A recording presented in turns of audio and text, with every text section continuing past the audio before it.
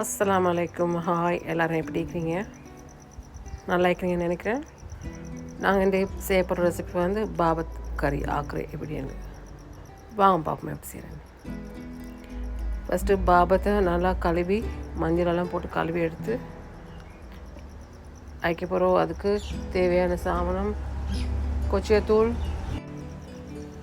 கொச்சத்தூள் வந்து காஷ்மீரி சில்லி பவுடருண்டா 1.5 tablespoon, ஸ்ரீலங்காடேண்டா 5 டீஸ்பூன், கொத்தமல்லி தூள் 3 டேபிள் ஸ்பூன், மணம் தூள் வந்து 2 டேபிள் ஸ்பூன், உப்பு 1 டேபிள் ஸ்பூன்,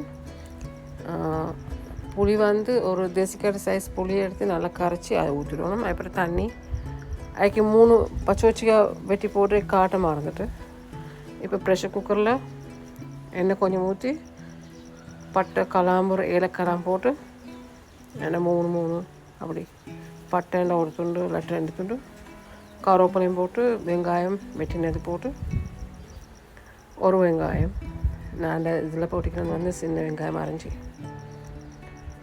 நல்லா எண்ணெயில் வதங்கின பிறகு பச்சஞ்சு வெங்காயம் போடணும்.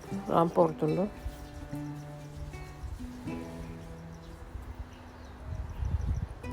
நல்லா எண்ணெயில் வதங்க விட்டுட்டு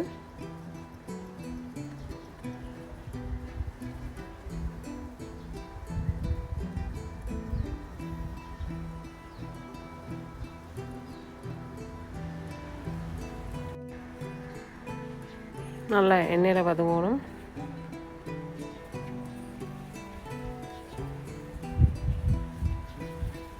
இந்த லைட் ப்ரௌன் ஆயினஸ் இருக்குது.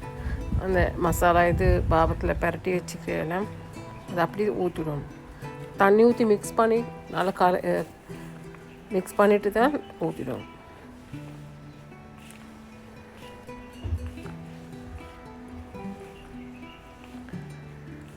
மிச்சம் தண்ணி ஊற்றாமல் கொஞ்சம் அளவாக தண்ணி ஊற்றணும்.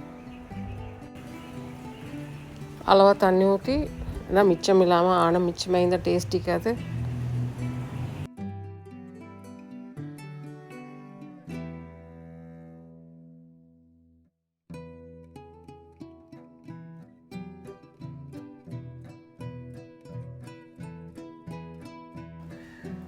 இப்போ ப்ரெஷர் குக்கரை பூட்டி ஒரு 6 விசில் வரைக்காட்டும் வேக விட்டுட்டு அப்புறம் இருக்கும்.